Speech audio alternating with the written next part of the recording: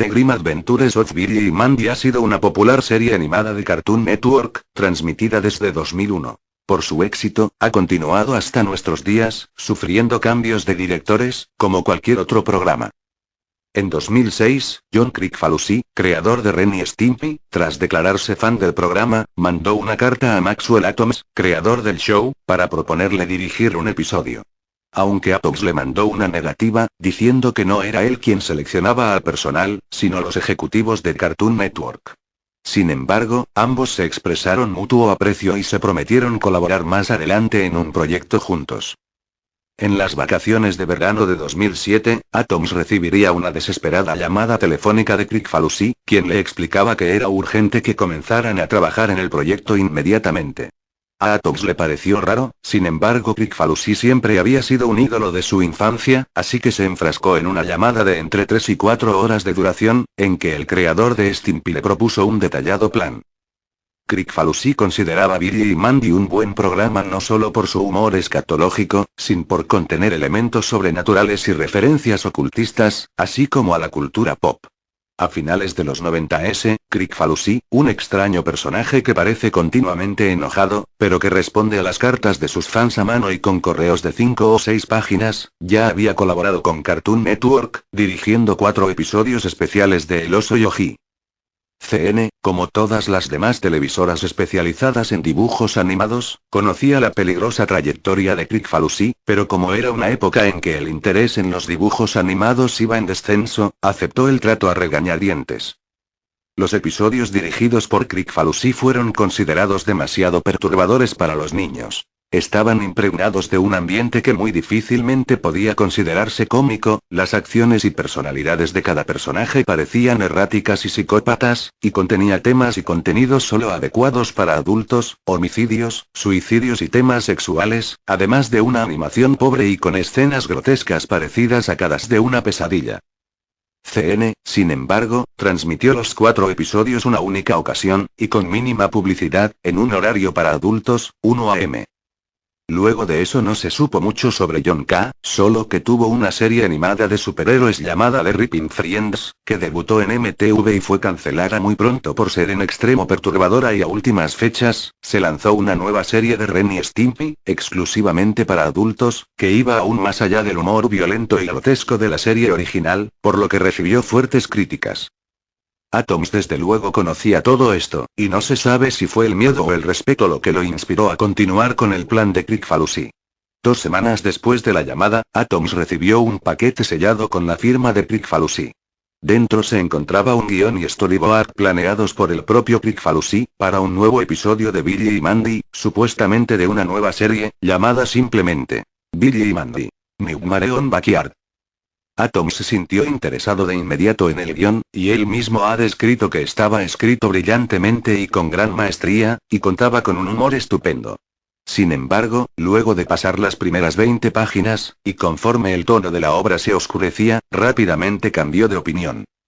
La historia era demasiado deprimente, incluyendo escenas, hábil y detalladamente descritas, que en opinión de Atoms parecían sacadas del infierno. Asustado, dejó de leer el guión, y en cuanto colocó el paquete fuera de su recámara, el teléfono sonó. Nuevamente era una llamada de Kricfalusi, quien le explicaba que el plan debía continuar y preguntó si había acabado de leer el guión. Helado por la repentina llamada, Atoms mintió diciendo que sí, y Kricfalusi le concertó una cita para dentro de 3 meses, donde le mostraría algo que tenía preparado para comenzar la producción del episodio. El plan de Kricfalusi era el siguiente. Producir las animaciones ilegalmente, y a escondidas de los ejecutivos de CN. Para esto, había ambientado una oficina en su compañía, Spunk, y designado a un jefe de producción, que serviría como director del episodio. Atoms visitó las oficinas en el tiempo acordado, y le pareció todo el escenario bastante normal, aunque a su decir, los dibujantes lucían indiferentes o normales pese al extraño episodio que tenían encomendados producir. Kricfalusi, en toda ocasión, no le quitó la mano de encima a Atoms, preguntándole, de forma siniestra y seductora, si le gustaba lo que veía. Nuevamente lleno de miedo, Atoms asintió a todo, temeroso de faltarle al respeto a su colega caricaturesca. Según Atoms, su supervisión del episodio duró interminables 30 minutos en que revisó uno a uno los sketches extendidos, que contenían escenas que parecían sacadas de una película snuff, escuchó con sus propios oídos el infartante soundtrack que Kricfalusi mismo había preparado, y en una cabina negra revisó en las computadoras los primeros props de animación coloreada, que parecían horrorosamente vivos e insanamente macabros. El propio Atoms hasta la fecha se pregunta cómo Kricfalusi asignó un presupuesto colosal a una animación que nunca iba a salir al público. Luego de su visita a Spunk, Maxwell Atoms decidió retirarse del show, y sufrió de insomnio durante aproximadamente 3 meses luego de esta. En sus pesadillas veía repetirse las animaciones infinitamente, y había desarrollado una paranoia a recibir una nueva llamada de Kricfalusi, por lo que desconectó todos los teléfonos de su casa y pasaba al aire libre tanto tiempo como le era posible. Con la voz temblando, declaraba que no podía creer que una mente humana se hubiera esforzado tanto para producir una pieza tan satánicamente macabra como para desajustarle los tornillos a cualquiera. Actualmente evita hablar del tema, y en las convenciones a las que acude siempre que alguien comienza a hacer referencia al tema, ordena a sus guardaespaldas que echen al fan de la sala y rápidamente pasa a otra pregunta. Ha desarrollado incluso una fobia a su propio show, y clama que jamás volverá a escribir un episodio para Billy y Mandy. El programa sería cancelado ese mismo año, por motivos de fuerza mayor. Por medio de su Twitter, Kricfalusi anunció a principios de 2009 que tenía preparado para los fans un secreto oscuro que estaba listo y cocinado en su website, con lo que se dio a entender que el episodio finalmente había concluido producción. Se dice que el capítulo está escondida en una dirección oculta en el sitio web de Spunk, para evitar que sea encontrado por los ejecutivos del CN y evitar una demanda. En tal página, se dice, se encuentra el logotipo del show en letras rojas y un fondo negro, con 2 enlaces en color amarillo brillante. Ordene ahora y vea el episodio.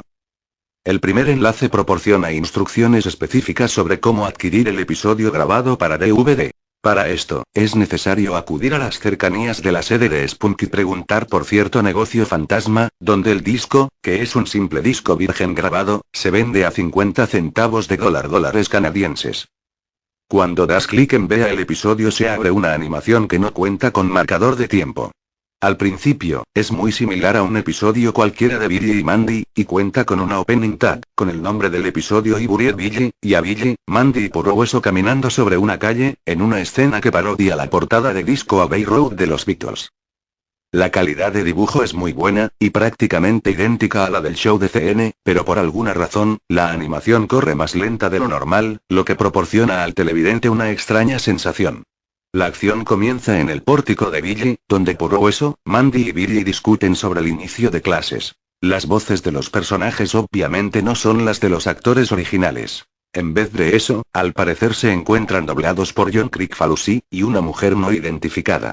Los diálogos en efecto, son graciosos, pero las expresiones de los personajes y el tono en que dicen las cosas transmiten exactamente lo contrario. Los acentos son demenciales y los personajes hablan como enloquecidos, lo que aunado al ritmo lento en que transcurre la acción, asusta bastante desde los primeros segundos.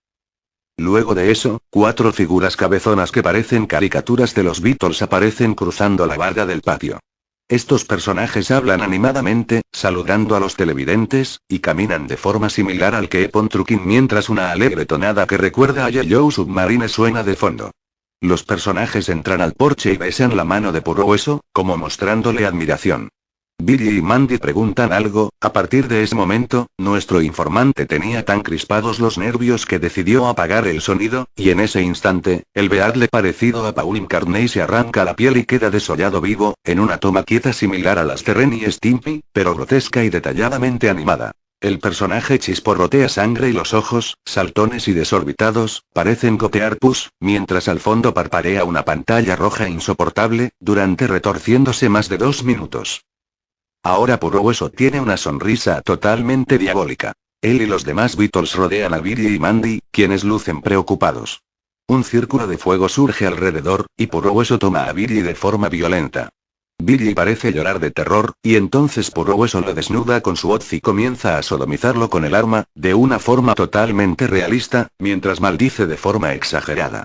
Mezclando de forma extraña el humor negro con escenas simplemente diabólicas, la escena dura mucho más de lo soportable, con varios acercamientos violentos en varias tomas.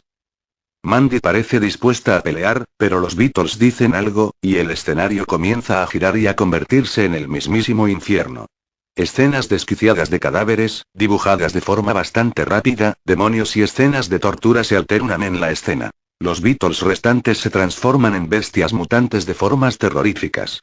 Puro Hueso parte a Mandy por la mitad con su guadaña, desnuda el cadáver y la sodomiza una y otra vez, ahora con un rostro de oscuro placer, en medio de escenas parpadeantes, para terminar eyaculando borbotones de sangre de Mandy, mientras el cadáver de esta explota arrojando sus vísceras por todas partes.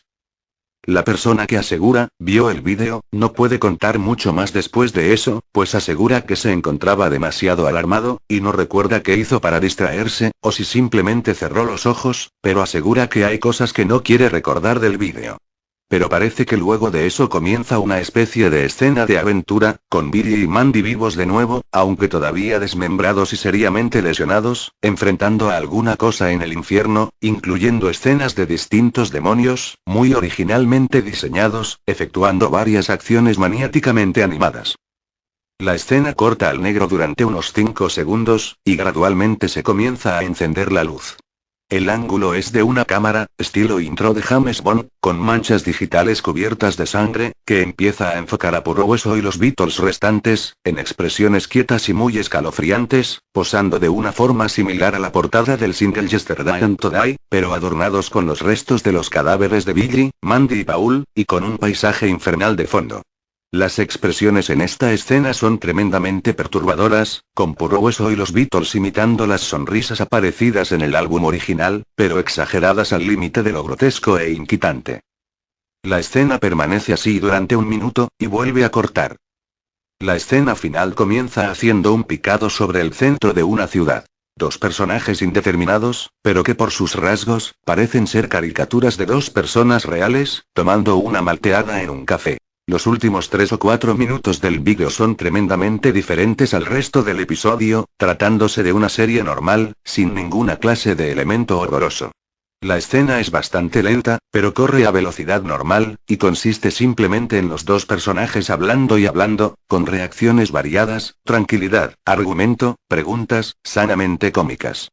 El televidente volvió a subir el volumen, pero no alcanzó a escuchar gran cosa. Al parecer los personajes discuten sobre caricaturas y hablan citando varias frases de canciones de los Beatles. La frase final termina con uno de los personajes diciendo "Y buen reaper come stop town".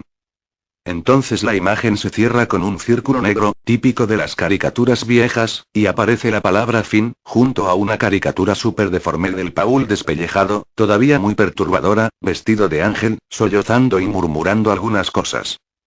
El programa termina, y aparecen algunos créditos, dirigido por John Kricfalusi y Maxwell Atoms, entre otras cosas, finalizando como si de cualquier show se tratara. Finalmente aparece una pantalla roja de advertencia que dice televidente. El cartoon que acaba de ver ha sido producido contraviniendo las leyes de derechos de autor, su transmisión o posesión está penada por las leyes de Canadá y Estados Unidos, y luego un pantallazo de aproximadamente 2 segundos de duración, con el logo de Spunk y un lema que dice "Help to spread the word". En cuanto el vídeo termina, el navegador de internet se cierra automáticamente, y cuando vuelves a abrir las pestañas no se reabren. Si revisas historial e intentas abrir la página, te marca error. Se dice que esta página la cambian de lugar cada vez que alguien accede a ella. La página del vídeo aparece con un marcador de visitante, que para el momento era de 2, y que contiene varios malware capaces de arruinar la seguridad de tu computadora. Pero también hay quien dice que puede aparecer al azar mientras revisas cualquier parte del sitio web de Spunk. Maxwell Atoms teme cualquier nueva llamada de Kricfalusi, se ha mudado de casa y cambiado de número telefónico, pues asegura que el creador de Ren y Stimpy no tenía proyectado un capítulo de Billy y Mandy. Backyards Nightmare y no 6 de ellos.